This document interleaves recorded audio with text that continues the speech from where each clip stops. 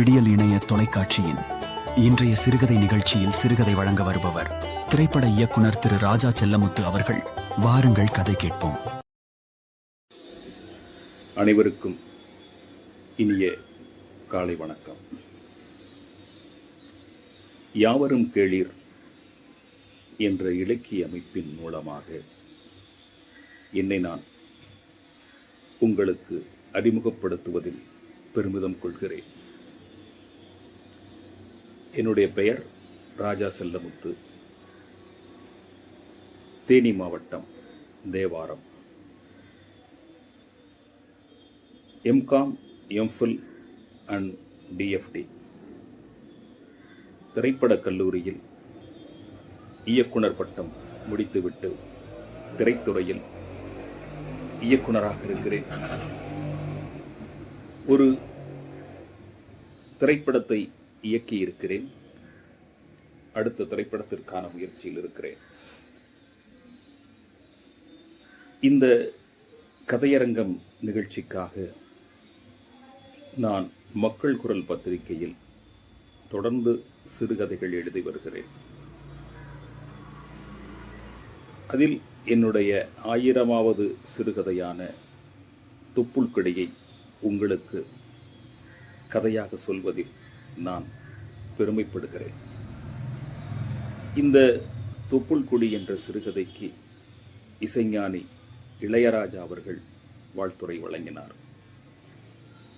தமிழ்நாடு திரைப்பட இயக்குனர்கள் சங்கத்தில் இந்த சிறுகதை குறும்படமாக எடுக்கப்பட்டு அது பெங்களூர் இன்னோவேட்டிவ் திரையரங்கில் ஒளிபரப்பு செய்யப்பட்டது.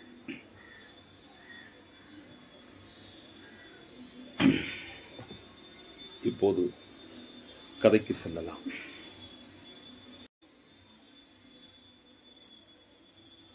நெல்வயல் என்ற ஒரு அழகிய கிராமம். அந்த கிராமத்தில் இயற்கையை தவிர வேறு ஒன்றுமே இல்லை. பாடும் குயில்கள், ஆடும் மயில்கள், சலசலவன என்று ஓடிக்கொண்டிருக்கும் நதிகள், எங்கு பார்த்தாலும் மரம், செடி, கொடிகள் என்று எல்லா இடங்களும் இயற்கை எழில் கொஞ்சம் இடமாக இருந்தது. அதில் பழனியம்மாள் என்ற ஒரு மூதாட்டி இருந்தாள். எப்பவுமே அந்த பாட்டி எங்கேயா உட்காந்து பேசிக்கிட்டே இருக்கும், அழுதுகிட்டு இருக்கும், அதான் சிரிச்சுக்கிட்டு இருக்கும். இப்போ இதை பார்க்குறவங்களுக்கு ஒரு மாதிரியாக இருக்கும். என்ன இது, இந்த பாட்டி எப்போ பார்த்தாலும் அழுதுட்டு இருக்கு, எங்கே பார்த்தாலும் பேசிகிட்டு இருக்கு, ஏன் இப்படி அப்படின்னு அந்த ஊர் மக்கள் எல்லாமே பேசிக்கிறாங்க. பழனியம்மாவோட பிள்ளைங்க எங்கெங்கே இருந்தாலும் மாணிக்கம் மட்டும்தான் அந்த கிராமத்தில் இருக்கான். அப்போ அந்த மாணிக்கத்துக்கு செய்தியை சொல்கிறாங்க. என்னப்பா, எப்போ பார்த்தாலும் உங்கள் அம்மா அழுதுகிட்டே இருக்கு, எங்கே பார்த்தாலும் பேசிகிட்டு இருக்கு, சிரிச்சுக்கிட்டு இருக்கு, அது என்னன்னு கேட்க மாட்டீங்களா அப்படின்னு சொல்லும்போது அவனுக்கு ஒரு மாதிரியாக இருக்குது. என்னடா அம்மா நம்மளை ரொம்ப அசிங்கப்படுத்துதே, ரொம்ப தப்பாக இருக்கே அப்படின்ட்டு பொதுமக்கள் சொன்ன வார்த்தையை கேட்டு போகிறான். அங்கே போனால் ஒரு கோயிலுக்கு பக்கத்தில் உட்காந்து அதுதான் பேசிகிட்டு இருக்கு, சிரிச்சிட்டு இருக்கு. அங்கே போன மாணிக்கம், அம்மா என்னம்மா இங்கே உட்காந்து பேசிகிட்டு இருக்க, எங்கே உட்காந்துட்டு இருக்க, வீட்டுக்கு வா அப்படின்னு கூப்பிட்றான். இல்லையா, நான் வரலையா, நான் அவன் பொண்டாட்டி அங்கே வைவாயா அப்படின்னு அந்த அம்மா சொல்கிறாங்க. அப்படி சொல்லும்போது அந்த அவனுக்கான ஒரு உணர்வு வருது. வேண்டாம், இது தவறாக இருக்குமா, வேணாம், இங்கே உட்காந்து பேச வேண்டாம் அப்படின்னு சொல்லும்போது அந்த பாட்டி சொல்கிறாங்க, இல்லைப்பா, நான் இங்கே வரல, வீட்டுக்கு வந்தால் அவன் பொண்டாட்டி என்னை திட்டுவா அப்படின்னு அந்த பாட்டி அங்கேருந்து வர மறுக்கிறாங்க.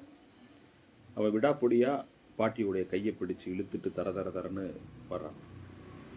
அப்படி வரும்போது ஊர் மக்கள்லாம், ஏப்பா இந்த வயசான காலத்தில் இந்த பாட்டியை இப்படி கூப்பிட்டு போயிட்டுருக்க அப்படின்னு சொல்லும்போது உங்களுக்கெல்லாம் தெரியாது, இந்த பாட்டி வந்து எப்போவுமே இங்கே உட்காந்து பேசிகிட்டு இருக்குது. அதனால் எங்களுக்கு ரொம்ப அவமானமாகவும் அசிங்கமாகவும் இருக்குது அப்படின்னு மாணிக்கம் சொல்கிறான். வீட்டுக்கு வந்து பார்த்தா மனைவி திட்டுறாங்க. இனிமேல் இந்த கிழவி வீட்டில் இருக்கக்கூடாது, அப்படி இருந்தால் நான் இருக்க மாட்டேன் அப்படின்னு சண்டை போட்டுட்ருக்காங்க. வேறு வழி இல்லை. மாணிக்கம் என்ன பண்ணுறான், எவ்வளவோ சொல்லி பார்த்தான் மனைவி கிட்ட, ஆனால் அவள் கேட்க மாட்டேங்கிறா. ஒன்று நான் இருக்கணும், இல்லை உங்கள் அம்மா இருக்கணும், ரெண்டில் ஏதாவது ஒரு முடிவு சொல்லு அப்படின்னு மனைவி வந்து சண்டை போடுறான். சண்டை போட்டால் வேறு வழி இல்லை அப்படின்ற மாதிரியான நினச்ச மாணிக்கம் ஒரு அம்மா வந்து தூங்கிக்கிட்டு இருந்த அம்மா எழுப்புறான். என்னப்பா எனக்கு தூக்கமாக வருது, எதுக்கியா என்னை கூப்பிடுற அப்படின்னு கேட்குறாங்க அந்த அம்மா. இல்லைம்மா வா வெளியூருக்கு போகலாம் அப்படின்னு சொல்கிறான். இந்த ராத்திரி எதுக்குயா, எனக்கு உறக்கமாக வருது விடியா அப்படின்னு பழனியம்மா பாட்டி கீழே விடுறாங்க. அந்த தூக்கத்தில் இருந்து எழும்ப முடியலை. வாமான்னு சொல்லிட்டு கைப்பிடியாக கூப்பிட்டுட்டு அவங்க வச்சிருக்கிற அந்த துணியும் எடுத்துக்கிட்டு கூப்பிட்டு போகிறான். அந்த இருட்டில் அந்த பாட்டிக்கு என்ன செய்யறதுன்னு தெரியல. எங்கே கூப்பிட்டு போகிறான், என்ன பண்ணுறான் அப்படிங்கிறது விளங்காமல் இருக்குது. அப்போது அந்த கிராமத்திலிருந்து நகரத்துக்கு போகிற ஒரு ஆட்டோவில் ஏற்றி கூப்பிட்டு போயிட்டு அங்கேருந்து ரயிலில் ஏற்றுறான். ரயிலில் ஏற்றும்போது அவன் ஒரு மாதிரியாக இருக்குது. என்னப்பா எங்கே போகிறோம் அப்படின்னு. அவன் மூத்த மையன் பாபு ஆந்திராவில் இருக்கான்ல, அவனை தான் பார்க்க போகிறோம் அப்படின்னு சொல்லி. ஆந்திராவிலையா இருக்கான் அப்படின்னு அந்த பாட்டிக்கு ஒரு வியப்பு. ஏன்னா தான் பெத்த பிள்ளை எங்கே இருக்கான் அப்படிங்கிறது கூட அந்த பாட்டிக்கு தெரியலை. இப்போ ரயிலில் ஏற்றிட்டு போய் ஆந்திராவில் இறங்குறான். அது புது உலகம், புது இடம். அந்த பாட்டிக்கு ஒரு மாதிரியாக இருக்குது. ஐயா என்னையா இன்னுமா தூரம் போகணும், எவ்வளோ தூரம் நடக்கணும் ஐயா அப்படின்னு இந்த பக்கத்தில் வந்துடுச்சுமா வா போகலாம் அப்படின்னு கூட்டிகிட்டு போயிட்டே இருக்கான். ஒரு கட்டத்துக்கு மேலே அந்த பாட்டிக்கு நடக்க முடியலை, பசிக்குது. ஐயா எனக்கு வயிறு பசிக்குதுயா, ஏதாவது சாப்பிட்றதுக்கு வாங்கிட்டு வா அப்படின்னு தன்னுடைய மகன் மாணிக்கத்திட்ட சொல்கிறான். பழனியம்மா சரி இங்கேயும் உட்காந்துரு, வேறு எங்கேயும் போயிடக்கூடாது, சுற்றி பார்த்துக்க, இந்த ஆறு இந்த மரம் இதெல்லாம் இருக்குது, இந்த இடத்துல நீ உட்காந்துருக்கணும், இந்த இடத்த விட்டு போயிடக்கூடாது அப்படின்னு சொல்லிட்டு சாப்பாடு வாங்க போகிறான் மகன் மாணிக்கம். பாட்டி அமைதியாக உட்காந்துருக்காங்க. போனவன் அரை மணி நேரம் ஆச்சு, 1 மணி நேரம் ஆச்சு, 2 மணி நேரம் ஆச்சு, ஆளை காணோம். பயமாக போச்சு பாட்டிக்கு. அப்போ அந்த பக்கமாக ஒருத்தன் வர்றான். தம்பி என் பையனை பார்த்தியா அப்படின்னு பேசுகிறாங்க. ஆனால் அவன் தெலுங்கு மொழியில் பேசுகிறான். பாட்டியோட தமிழ் அவனுக்கு தெரியல. சைகையில் புரிஞ்சுக்கிட்ட அந்த பாட்டி அவன் சொல்கிறத கேட்டுட்டு, ஐயா என் மகன் வந்து சாப்பாடு வாங்க போனான், தெரியாத ஊரில் நான் வந்து என் பிள்ளைய தொலைச்சிக்கிட்டேன் போல், பாதகத்தி நான் வந்து அவனை சாப்பாடு வாங்க போக சொல்லிடக்கூடாது, ஏன்னா இது ஆந்திரான்னு சொன்னான், ஒருவேளை எனக்கு சாப்பாடு வாங்க போகிறதுனால என் மகன் காணா போயிட்டானே என்னமோ, எனக்கு வருத்தமாக இருக்குது, என் பையன் பார்த்தீங்கன்னா என்னை வர சொல்லுங்க அப்படின்னு அந்த பாட்டி சொல்லுது. சரி நான் சொல்கிறேன் பாட்டி அப்படின்ட்டு போகிறான். எங்கே கட் பண்ணோன்னா அவன் ரயில் ஏறி போயிட்டுருக்கான். பொண்டாட்டி கேட்குறான், என்ன விட்டாச்சா அப்படிங்கிறா. விட்டாச்சு. எங்கே விட்ட? ஆந்திராவில் விட்டுருக்கேன். திரும்பி இது வந்துருமா அப்படின்னு மருமக கேட்குறா.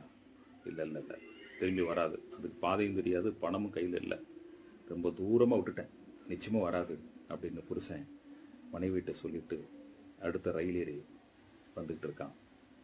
இந்த பாட்டி அந்த துணி பொட்டணத்தை கையில் வச்சுட்டு, ஐயையோ மகனே, தெரியாத ஊரில் உன்னை வந்து பாதகத்தி நான் பசிக்குதுன்னு சாப்பாடு வாங்க அனுப்புனேன், அடையாளம் தெரியாமல் திருற போல நீ விட்ட இடத்துல உட்காந்துருக்கேயா, எங்கேயும் நான் போகலை, சீக்கிரமாக வந்துடுறியா, எனக்கு சாப்பாடு கூட வேணாயா. காளியாத்தா மாரியாத்தா குலசாமி, தப்பு பண்ணிட்டேன், தெரியாத ஊரில் வந்து என் மகனை சாப்பாடு வாங்கிட்டு வான்னு சொல்லி அனுப்புனேன், திசை தெரியாமல் திருறான் போல, அவனை எப்படியாவது கொண்டு வந்து சேர்த்துரு, ஊருக்கு வந்ததும் நான் கிடா வெட்டி பொங்க வைக்கிற சாமி அப்படின்னு கையெடுத்து கும்பிட்றா, அழுகிறா, அங்கேயும் இங்கேயும் ஓடுறா அந்த கிழவி. தான் தொலைச்சதா அந்த கிழவி நினச்சிட்டு இருக்கா. தெரியாத ஊரில் தன்னுடைய மகனை நம்ம தொலைச்சிட்டோமே அப்படின்ற வருத்தம் அந்த கிழவிக்கு இருக்குது. ஆனால் அந்த அம்மாவை தெரியாத ஊரில் விட்டுட்டு தொலைச்சிட்டு மகன் போயிட்டு இருக்கான்ற விஷயம் அந்த பாட்டிக்கு தெரியலை. ஒரு பைத்தியம் மாதிரி அந்த கிழவி அங்கேயும் இங்கேயும் அலைஞ்சிட்டு, என் மகன் எங்கே போனான்னு தெரியலையே சாமியே, எப்படியாவது எனக்கு கொண்டு வந்து காப்பாற்றி கொடு, அவனுக்கு ஊருக்கு வந்து உனக்கு கிடா வெட்டி பொங்க வைக்கிறேன் சாமி அப்படின்னு புலம்பிக்கிட்டே போயிட்டுருக்கா. ஆனால் அந்த மகன் தன்னோட தாயை தெரியாத ஊரில் விட்டுட்டு ரயில் ஏறி போயிட்டே இருக்கான். தடக் தரக் தரக் தரக் தரக்